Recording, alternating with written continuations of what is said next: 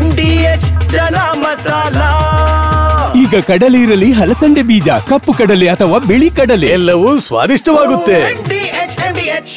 ಅಂದು 4 ತಿಂಗಳ ಹಿಂದೆ ಬಂದಂತ SM ಕೃಷ್ಣ ಸಿಎಂ ಆದ್ರು. ನನ್ನ ಶ್ರಮ ನೀರಲ್ಲಿ ಹೋಮ ಮಾಡಿದಂತಾಯ್ತು ಅಂತ ಎಂದಿದ್ಯಾಕೆ ಮಲ್ಲಿಕಾರ್ಜುನ್ ಖರ್ಗೆ? ಮತ್ತೆ ಮುನ್ನೆಲೆಗೆ ಬಂತು ದಲಿತ ಸಿಎಂ ಕೂಗು. ಈ ಎಲ್ಲ ಸುದ್ದಿಯನ್ನು ನೋಡೋಣ ರಾಜಕೀಯ ನ್ಯೂಸ್ ಟಾಪ್ 9 ನಲ್ಲಿ.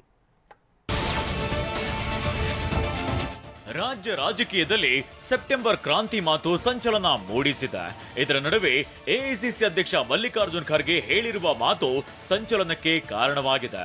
ವಿಜಯಪುರದಲ್ಲಿ ಮಾತನಾಡಿದ ಅವರು, ಹಿಂದೊಮ್ಮೆ ಪಕ್ಷವನ್ನ ಅಧಿಕಾರಕ್ಕೆ ತರಲು ನಾನು ಕೆಲಸ ಮಾಡಿದೆ, ಆದ್ರೆ ಆಗ ಕಾಂಗ್ರೆಸ್ಗೆ ಬಂದ SM ಕೃಷ್ಣ ಸಿಎಂ ಆದ್ರು ಅಂತ ಹೇಳಿರೋ ಖರ್ಗೆ ಹೊಸ ಚರ್ಚೆ ಹುಟ್ಟುಹಾಕಿದ್ದಾರೆ.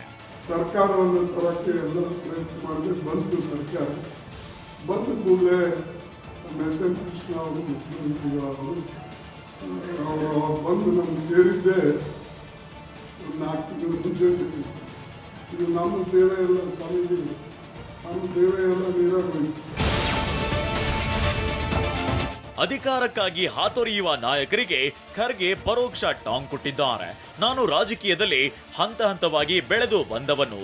ಬ್ಲಾಕ್ ಕಾಂಗ್ರೆಸ್ ಅಧ್ಯಕ್ಷನಿಂದ ಹಿಡಿದು ಎಐಸಿಸಿ ಅಧ್ಯಕ್ಷನಾಗಿದ್ದೇನೆ, ಆದ್ರೆ ಇದುವರೆಗೂ ಯಾವುದೇ ಸ್ಥಾನಮಾನದ ಹಿಂದೆ ಬಿದ್ದಿಲ್ಲ.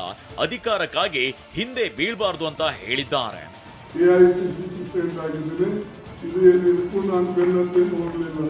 ಅಪೋಸಿಷನ್ ಲೀಡರ್ ಲೋಕಸಭೆಯಲ್ಲಿ, ಅಪೋಸಿಷನ್ ಲೀಡರ್ ಈಗ ರಾಜ್ಯಸಭೆಯಲ್ಲಿ, ಇವೆಲ್ಲನೂ ಕೂಡ ನಮ್ಮ ಪ್ರಯತ್ನದ ಫಲ ಹೊರತಾಗಿ ಅದರ ಹಿಂದೆ ಹೋಗಿ ನಾವೆಂದೂ ಕೂಡ ಕೇಳಲಿಲ್ಲ. ತಮ್ಮ ಜೀವನದ 7 ಬೀಳುಗಳನ್ನ ಮಲ್ಲಿಕಾರ್ಜುನ್ ಖರ್ಗೆ ಸ್ಮರಿಸಿದ್ದಾರೆ. ನಮ್ಮ ಹುಟ್ಟೂರು ಬೀದರ್ ಜಿಲ್ಲೆಯ ವರಹಟ್ಟಿ. ಆಗ ರಜಾಕರು ದಾಳಿ ಮಾಡುತ್ತಿದ್ರು. ಗುಂಪಾ ಗ್ರಾಮದಲ್ಲಿ 800 ಜನರನ್ನ ಸಜೀವವಾಗಿ ದಹನ ಮಾಡಿ ಹೋದ್ರು. ನಮ್ಮ ಮನೆಗೂ ಬೆಂಕಿ ಹಚ್ಚಿದ್ರು. ಇದರಿಂದ ನಮ್ಮ ತಾಯಿ, ತಂಗಿ, ಚಿಕ್ಕಪ್ಪ ಸುಟ್ಟು ಹೋದ್ರು. ಹೊಲದಲ್ಲಿ ಆಟವಾಡ್ತಿದ್ದ ನನ್ನನ್ನ ನಮ್ಮ ತಂದೆ ರಕ್ಷಿಸಿ ಪುಣೆಗೆ ಕರ್ಕೊಂಡು ಹೋದ್ರು ಅಂತ ಖರ್ಗೆ ತಿಳಿಸಿದ್ದಾರೆ. ಇಡೀ ಊರೇ ಸುಟ್ಟಾಕಿದ್ರು.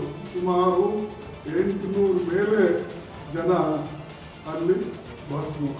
ನಮ್ಮ ಮನೆ ಸುಟ್ಟು, ಅದರಲ್ಲಿ ನಮ್ಮ ಮನೆಗಿರೋರು, ನಮ್ಮ ತಾಯಿ, ನಮ್ಮ ತಂಗಿ, ನಮ್ಮ ಕಾಕ, ಇವೆಲ್ಲ ಸತ್ತು. ದಾವಣಗೆರೆ ಜಗಳೂರು ಕ್ಷೇತ್ರದ ಕಾಂಗ್ರೆಸ್ ಶಾಸಕ ದೇವೇಂದ್ರಪ್ಪ ಕೂಡ ದಲಿತ ಸಿಎಂ ದಾಳ ಉರುಳಿಸಿದ್ದಾರೆ. ಈವರೆಗೆ ರಾಜ್ಯದಲ್ಲೂ ಒಬ್ಬ ದಲಿತರು ಸಿಎಂ ಆಗಿಲ್ಲ.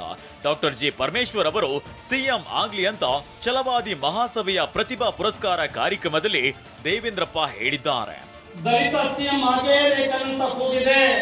ಅದಕ್ಕೆ ಬಾಕಿ ಉಳಿದಿರೋದು ಒಂದೇ ಮೆಟ್ಟು.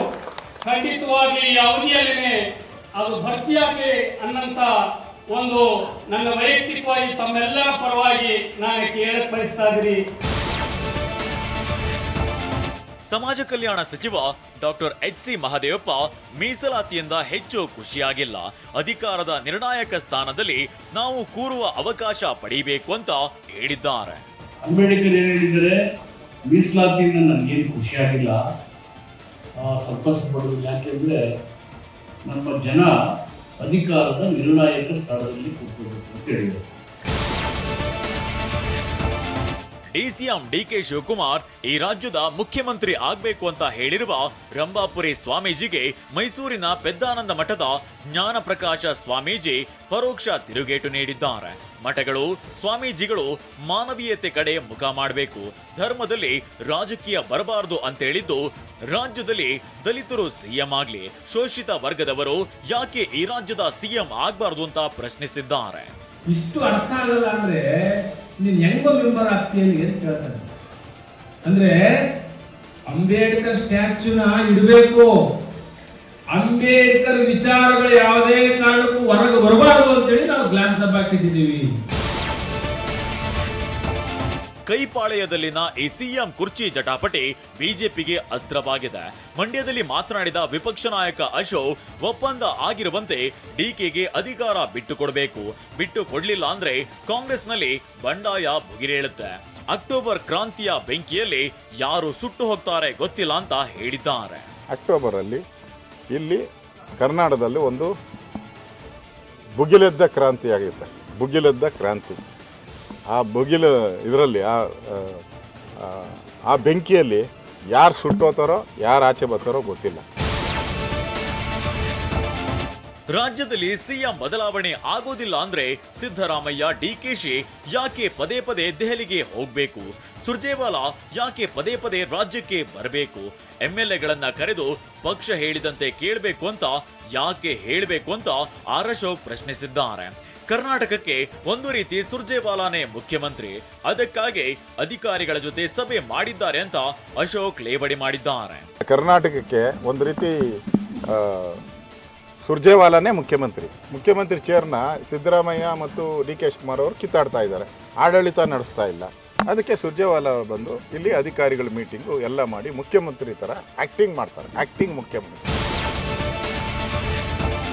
ನಾಲ್ವಡಿ ಕೃಷ್ಣರಾಜ ಒಡೆಯರ್ಗಿಂತಲೂ ಸಿದ್ದರಾಮಯ್ಯ ಕೊಡುಗೆ ಅಪಾರ ಎಂಬ ಯತೀಂದ್ರ ಹೇಳಿಕೆಗೆ ಆರ್ ಅಶೋಕ್ ಕೆಂಡ ಕಾರಿದ್ದಾರೆ. ಅನುದಾನ ಕೊಟ್ಟಿದ್ದಾರೆ ಅಂದ್ರೆ ಸಿದ್ದರಾಮಯ್ಯ ಮನೆಯಿಂದ ಕೊಟ್ಟಿದ್ರ? ಒಡೆಯರ್ ಕುಟುಂಬದ ಒಡವೆ ಅಡಬಿಟ್ಟು ಕೆಆರ್ಎಸ್ ಕಟ್ಟಿದ್ರು, ಆದ್ರೆ ಸಿದ್ದರಾಮಯ್ಯ ಸೈಟ್ಗಳನ್ನ ಅವರ ಕುಟುಂಬಕ್ಕೆ ಬರೆಸಿಕೊಂಡ್ರು. ಎಲ್ಲಿಂದ ಎಲ್ಲಿಗೆ ಹೋಲಿಕೆ ಮಾಡೋದು ಅಂತ ಕಿಡಿಕಾರಿದ್ದಾರೆ. ಇಂದಿರಾ ಗಾಂಧಿಗೆ ಹೋಲಿಕೆ ಮಾಡ್ಕೊಂಡ್ಬಿಟ್ಟಿದ್ರೆ ಚೆಂದಾಗಿತ್ತು ಅಂತ ಅನಿಸ್ತದೆ. ಅವಾಗ ಕಾಂಗ್ರೆಸ್ ಅವರು ಕಾಮೆಂಟ್ ಮಾಡ್ತಾ ಇದ್ರು, ಇಂದಿರಾ ಗಾಂಧಿಗಿಂತ ಜಾಸ್ತಿ ಅಭಿವೃದ್ಧಿ ಮಾಡಿದ್ದೀನಿ ಅಂತ ಹೇಳ್ಕೊಂಡ್ವಿ. ಅದು ಬಿಟ್ಟು ಈ ಥರ ಮನಸ್ಸೋ ಇಚ್ಛೆಯಾಗಿ ಬುದ್ಧಿ ಭ್ರಮಣೆ ರೀತಿ ಮಾತಾಡ್ತಾರೆ, ಒಳ್ಳೆಯದಲ್ಲ. ಅವರಿಗೆ ಅವಮಾನ ಮಾಡಿದ್ದಾರೆ. ವಾಹ್, ಯಾಕೆ ಈಗ ಬಂತ ಸ್ವಾದ? ಖಂಡಿತ ಈಗ ಬಂತು ಅಸಲಿ ಸ್ವಾದ. MDH chunky chaat masala life ಅಲ್ಲಿ ಅಸಲಿ ಸ್ವಾದ ತರುತ್ತೆ. ಅಸಲಿ ಮಸಾಲ, ಎಸ್ ಎಸ್ MDH.